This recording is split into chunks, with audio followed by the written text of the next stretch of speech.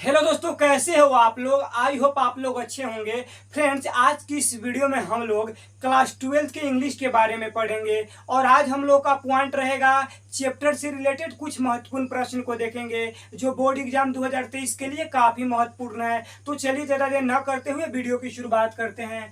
Friends, हम लोग के सामने फर्स्ट चैप्टर का नाम लिखा गया है इंडियन सिविलाइजेशन एंड कल्चर। अब चलिए फ्रेंड्स, इनसे रिलेटेड कुछ महत्वपूर्ण प्रश्न को देखते हैं जो बोर्ड एग्जाम में पूछा जाता है। यहाँ पे लिखा गया Indian civilisation and culture. Friends, इसका हिंदी मतलब होता है भारतीय सभ्यता और संस्कृति। अब चलिए इनसे रिलेटेड कुछ प्रश्न को देखते हैं। यहाँ पे फर्स्ट पॉइंट है इनसे रिलेटेड, ये टाइप क्या है, अर्थात जो चैप्टर है इंडियन सिविलाइजेशन एंड कल्चर यह किस प्रकार है, क्या है। तो फ्रेंड्स, इसका करेक्ट आंसर है यह एस्से है। क्या है? तो यह एस्से है। फ्रेंड्स, इस प्रश्न को पूछा जाता है कि इंडियन सिविलाइजेशन एंड कल्चर की टाइप क्या है, यानी प्रकार क्या है। तो यह एक प्रकार की एस्से है। एस्से का क्या मतलब होता है? तो फ्रेंड्स, एस्से का मतलब होता है निबंध। अब चलिए इनसे जुड़ी अगले पॉइंट को देखते हैं। अगला पॉइंट लिखा गया है कि इनके राइटर कौन है, अर्थात जो चैप्टर है इंडियन सिविलाइजेशन एंड कल्चर उनके राइटर का नाम क्या है। तो फ्रेंड्स, उनके राइटर का नाम महात्मा गांधी है। क्या है? तो महात्मा गांधी है। अब चलिए इनसे जुड़ी अगले प्रश्न को देखते हैं।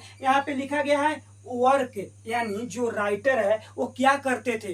तो फ्रेंड्स, यहाँ पे लिखा गया है ए ग्रेट फ्रीडम फाइटर। इसका हिंदी मतलब होता है कि महान स्वतंत्रता सेनानी थे। अर्थात जो इनके राइटर है महात्मा गांधी वह एक महान स्वतंत्रता सेनानी थे, यानी अपनी देश को आज़ादी दिलाने में एक महत्वपूर्ण भूमिका निभाई। अब चलिए इनसे जुड़ी अगले प्रश्न को देखते हैं। यहाँ पे लिखा गया है इनके कंट्री नेम पूछा जा रहा है, अर्थात जो राइटर है उनके कंट्री का नाम बताना है। तो फ्रेंड्स, उनके कंट्री का नाम इंडिया है। क्या है? इंडिया है। अर्थात महात्मा गांधी किस देश से बिलोंग करते थे? आप सभी को पता होगा कि वो इंडिया के गुजरात से बिलोंग करते थे। अब चलिए फ्रेंड्स, इनसे जुड़ी नेक्स्ट पॉइंट को देखते हैं। नेक्स्ट पॉइंट लिखा गया है इनकी थीम क्या है, अर्थात जो चैप्टर है उसमें किस पहलू पर चर्चा किया गया है। तो यहाँ पे लिखा गया है कि compared Indian civilisation to western civilisation, अर्थात इसमें कंपेयर किया गया है कि भारतीय संस्कृति कैसी है और पश्चिमी संस्कृति कैसी है। अर्थात हम लोगों की खान पान कैसी है और जो पश्चिमी संस्कृति है उनका खान पान कैसे है, इसी के बारे में खास रूप से चर्चा किया गया है। तो फ्रेंड्स, मैं उम्मीद करता हूं कि आप लोग समझ गए होंगे। अब चले फ्रेंड्स, नेक्स्ट चैप्टर के बारे में जानते हैं। नेक्स्ट चैप्टर का नाम लिखा गया है भारत इज माय होम। देखिए फ्रेंड्स, इसका हिंदी मतलब होता है कि भारत मेरा घर है। अब चलिए इनसे भी जुड़ी कुछ प्रश्न को देखते हैं। यहाँ पे लिखा गया है टाइप क्या है, अर्थात जो भारत इज माई होम है वह क्या है। तो फ्रेंड्स, वो एक प्रकार की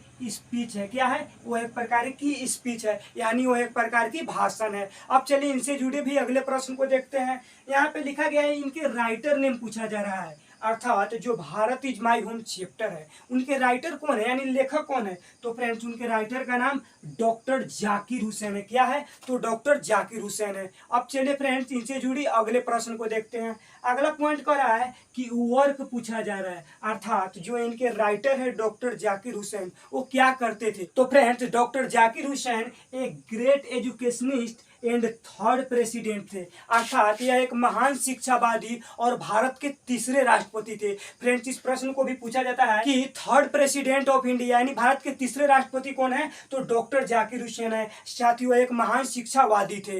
अब चलिए फ्रेंड्स, अगले प्रश्न को देखते हैं। अगला पॉइंट है कि इनके कंट्री नेम पूछा जा रहा है, अर्थात जो डॉक्टर जाकिर हुसैन है माई होम के राइटर वो किस देश से बिलोंग करते थे। तो फ्रेंड्स, उनके कंट्री का नाम इंडिया है। क्या है? तो इंडिया है। इस प्रश्न को कई बार बोर्ड एग्जाम में पूछा जा चुका है। अब चलिए फ्रेंड्स, ये जानने की कोशिश करते हैं कि भारत इज माई होम जो चैप्टर है उनकी थीम क्या है, अर्थात उसमें किस बात पर चर्चा किया गया है। यदि आप ये सब जान जाते हैं ना तो आपको समरी में, एक्सप्लेनेशन में करने में आपको किसी भी प्रकार का दिक्कत नहीं होगा।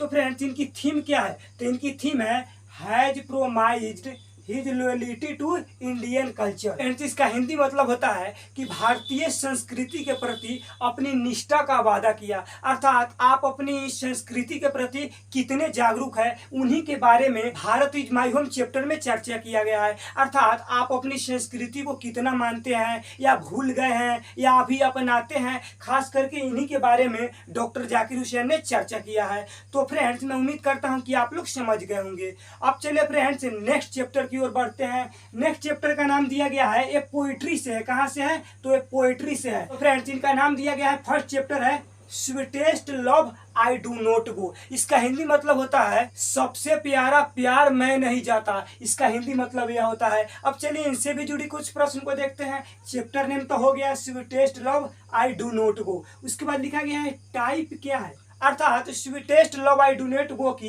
प्रकार क्या है, इसमें किस बात पर चर्चा किया गया है। तो फ्रेंड्स एक प्रकार की लव पोएम है। क्या है? एक प्रकार की लव पोएम है। अर्थात आप इतना समझ लीजिए कि इसमें एक प्रेमिक और प्रेमिका के बारे में चर्चा किया गया है। उसके बाद लिखा गया है इनके राइटर नेम कौन है, अर्थात जो sweetest love I do not go है उनके राइटर कौन है। तो फ्रेंड्स उनके राइटर का नाम जॉन डोन है। कौन है? तो जॉन डोन है। अब चलिए इनसे जुड़ी नेक्स्ट पॉइंट को देखते हैं। नेक्स्ट पॉइंट कर रहा है वर्क, अर्थात जो राइटर है sweetest love I do not go के, वो क्या करते थे। फ्रेंड्स वो पैनड एंड मेटाफिजिकल पोएट थे। क्या थे? तो पैनड एंड मेटाफिजिकल पोएट थे। देखिए मेटाफिजिकल का मतलब क्या होता है? आध्यात्मिक पोएट थे। फ्रेंड्स इस प्रश्न को पूछा जाता है कि मेटाफिजिकल पोएट किसे कहा जाता है, तो आप लोग बता दीजिएगा जॉन डोन को कहा जाता है। इस प्रश्न को बोर्ड एग्जाम में कई बार पूछा जा चुका है। तो फ्रेंड्स आप लोग समझ गए होंगे इनका वर्क क्या था। तो ये मेटाफिजिकल पोएट थे, यानी एक आध्यात्मिक कवि थे। उसके बाद लिखा गया है इनका कंट्री नेम पूछा जा रहा है,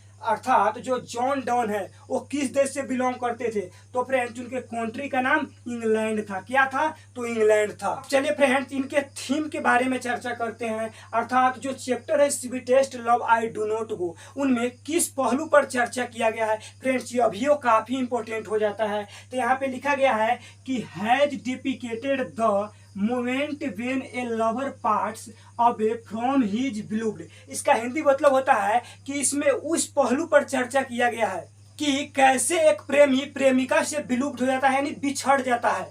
उसी के बारे में चर्चा किया गया। क्या? इसमें इस बात पर चर्चा किया गया है कि कैसे एक प्रेमी एक प्रेमिका से दूर रहकर कुछ दिनों तक रहता है। बस आप इतना समझ लीजिए कि इसमें उसी पॉइंट पर चर्चा किया गया है कि कैसे एक प्रेमी एक प्रेमिका से कुछ दिनों तक दूर रहता है। सिर्फ इसी के बारे में चर्चा किया गया है। तो आई होप आप लोग इन सारे पॉइंट को अच्छे तरीके से समझ गए होंगे। यदि समझ गए होंगे तो वीडियो को लाइक करके दोस्तों को साथ शेयर करना ना भूले। तब तक के लिए जय हिंद।